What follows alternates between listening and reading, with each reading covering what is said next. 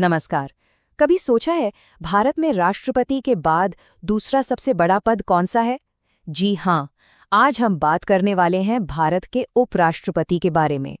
ये पद सिर्फ एक नाम नहीं है, इसके पीछे संविधान के अनुच्छेद 66 से 70 की पूरी ताकत है। तो चलिए आज इन्हीं अनुच्छेदों को एक-एक करके समझते हैं। तो सवाल वही है, प्रेसिडेंट के बाद दूसरा सबसे अहम ऑफिस कौन सा है? और ज्यादा जरूरी सवाल, क्यों है? जवाब है उपराष्ट्रपति का पद। और ये क्यों इतना जरूरी है? क्योंकि आप समझिए, ये पद सिर्फ एक फॉर्मेलिटी नहीं है। ये हमारे शासन को, हमारी गवर्नेंस को एक कंटिन्यूटी, एक स्थिरता देता है, जो बहुत जरूरी है। तो आज हम क्या क्या देखने वाले हैं? सबसे पहले एक छोटा सा संवैधानिक परिचय, फिर सबसे दिलचस्प हिस्सा चुनाव की प्रक्रिया और कौन-कौन बन सकता है उपराष्ट्रपति। उसके बाद उनका कार्यकाल कितना होता है और उन्हें हटाया कैसे जा सकता है, ये भी जानेंगे। और हाँ, उनकी शपथ, आकस्मिकता और उनकी जो डबल रोल वाली भूमिका है, उस पर भी बात करेंगे। और आखिर में जो लोग एग्जाम की तैयारी कर रहे हैं, उनके लिए कुछ खास फैक्ट्स भी होंगे। तो चलिए शुरू करते हैं। सबसे पहले उपराष्ट्रपति पद का संवैधानिक परिचय। देखिए, संविधान के अनुच्छेद 66 से लेकर 70 तक ये 5 आर्टिकल्स ही हैं जो इस पूरे पद की बुनियाद रखते हैं। मतलब चुनाव कैसे होगा, शक्तियां क्या होंगी, सब कुछ इन्हीं में लिखा है। अब सबसे बड़ा सवाल, चुनाव होता कैसे है और कौन बन सकता है उपराष्ट्रपति? इन सभी सवालों का जवाब हमें मिलता है संविधान के अनुच्छेद 66 में। चलिए इसको थोड़ा और करीब से देखते हैं। तो देखिए, उपराष्ट्रपति का चुनाव सीधे जनता नहीं करती। इसके लिए एक खास ग्रुप बनाया गया है, जिसे कहते हैं निर्वाचक मंडल या इलेक्टोरल कॉलेज। अब इस कॉलेज में होता कौन-कौन है? बहुत सिंपल है। संसद के दोनों सदनों, मतलब लोकसभा और राज्यसभा के सभी सदस्य इसके मेंबर होते हैं। तो वोट कौन देगा? लोकसभा के सारे मेंबर्स और राज्यसभा के भी सारे मेंबर्स।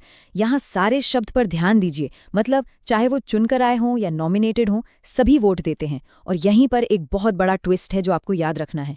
राज्यों के विधायक यानी एमएलएज इस चुनाव में हिस्सा नहीं लेते। राष्ट्रपति चुनाव में लेते हैं, पर यहाँ नहीं। ये एक बहुत बड़ा फर्क है। अच्छा, अब ये चुनाव का सिस्टम भी बड़ा इंटरेस्टिंग है। इसमें 3 मेन चीजें हैं। पहला, आनुपातिक प्रतिनिधित्व यानी प्रोपोर्शनल रिप्रेजेंटेशन। दूसरा, एकल संक्रमणीय मत यानी सिंगल ट्रांसफरेबल वोट।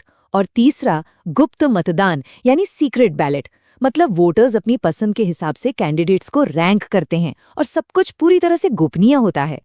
तो ठीक है, चुनाव का तरीका तो समझ आ गया, पर उम्मीदवार बनने के लिए क्या चाहिए? आर्टिकल 66 इसके लिए 4 शर्तें रखता है।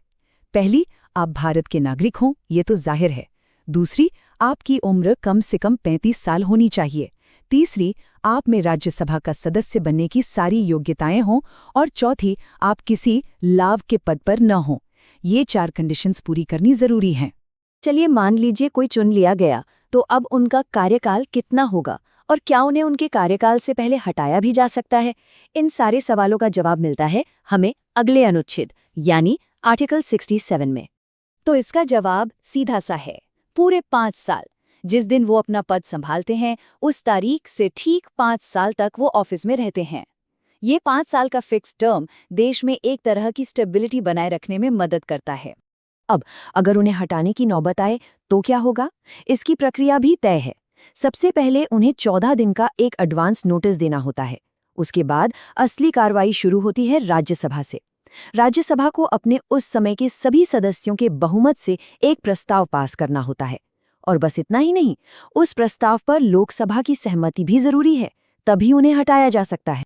हटाने के अलावा वो खुद भी पद छोड़ सकते हैं। अगर उन्हें इस्तीफा देना हो तो वो अपना त्यागपत्र सीधे राष्ट्रपति को देते हैं। और हाँ, एक और बहुत जरूरी बात, मान लीजिए उनका 5 साल का कार्यकाल पूरा हो गया, लेकिन नए उपराष्ट्रपति ने अभी तक चार्ज नहीं लिया है, तो वो तब तक पद पर बने रहेंगे। ये इसलिए है ताकि देश का दूसरा सबसे बड़ा पद एक दिन के लिए भी खाली न रहे। चलिए अब थोड़ा और आगे बढ़ते हैं और अगले 3 जरूरी आर्टिकल्स को देखते हैं, 68, 69 और 70। ये हमें बताते हैं कि चुनाव का सही समय क्या है, शपथ में क्या बोला जाता है, और अगर कोई अचानक से कोई मुश्किल सिचुएशन आ जाए तो उससे कैसे निपटा जाता है। आर्टिकल 68 चुनाव के टाइमिंग के बारे में है। इसमें 2 सिचुएशन हैं। पहले नॉर्मल वैकेंसी, मतलब जब कार्यकाल पूरा हो रहा है। ऐसे में कार्यकाल खत्म होने से पहले ही चुनाव पूरा कर लेना जरूरी है। दूसरी सिचुएशन है कैजुअल वैकेंसी, मतलब अगर अचानक मौत, इस्तीफे या हटाने के वजह से पद खाली हो जाए, तब नियम कहता है कि चुनाव जितनी जल्दी हो सके करवाया जाना चाहिए। अब आते हैं आर्टिकल 69 पर, जो शपथ यानी ओथ के बारे में है। अपना ऑफिस संभालने से पहले उपराष्ट्रपति को राष्ट्रपति के सामने एक शपथ लेनी होती है। वो कसम खाते हैं कि भारत के संविधान के प्रति सच्ची श्रद्धा और निष्ठा रखेंगे। ये सिर्फ कुछ शब्द नहीं है, ये उनके संवैधानिक कर्तव्यों के प्रति उनका कमिटमेंट है। और फिर आता है आर्टिकल 70।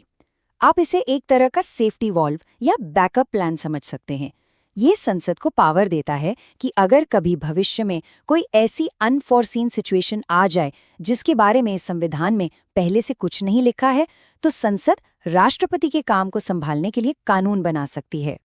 तो हमने संवैधानिक बातें तो कर ली, पर असल में उपराष्ट्रपति करते क्या हैं?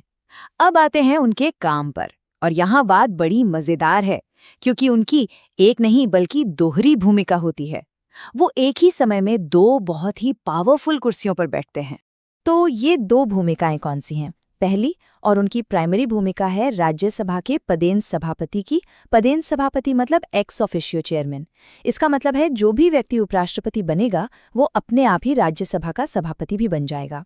और दूसरी भूमिका है एक्टिंग प्रेसिडेंट की, मतलब अगर कभी राष्ट्रपति का पद अचानक खाली हो जाए तो वो उनकी जिम्मेदारियां संभालते हैं।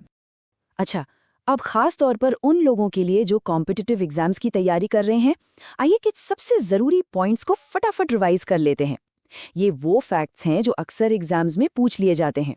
राष्ट्रपति और उपराष्ट्रपति, इन दोनों पदों के बीच कुछ बेसिक फर्क है जो समझना बहुत जरूरी है। पहला, निर्वाचक मंडल। राष्ट्रपति के चुनाव में चुने हुए एमपी और एमएलए दोनों होते हैं, जबकि उपराष्ट्रपति के चुनाव में सिर्फ सारे एमपीज होते हैं, एमएलएज नहीं। दूसरा, योग्यता। राष्ट्रपति के लिए लोकसभा का सदस्य बनने की योग्यता चाहिए, तो उपराष्ट्रपति के लिए राज्यसभा की। और तीसरा, हटाने की प्रक्रिया। राष्ट्रपति के लिए एक बहुत जटिल महाभियोग या इम्पीचमेंट प्रोसेस है, जबकि उपराष्ट्रपति के लिए राज्यसभा का एक संकल्प और लोकसभा की सहमति काफी है। तो चलिए एक फाइनल क्विक रिकैप करते हैं। अनुच्छेद 66, चुनाव और योग्यता। अनुच्छेद 67, 5 साल का कार्यकाल और हटाने की प्रक्रिया। अनुच्छेद 68, चुनाव का समय। अनुच्छेद 69, शपथ। और अनुच्छेद 70, इमरजेंसी सिचुएशन के लिए। बस ये कीवर्ड्स याद रखिए, आपको सारे आर्टिकल्स याद रहेंगे।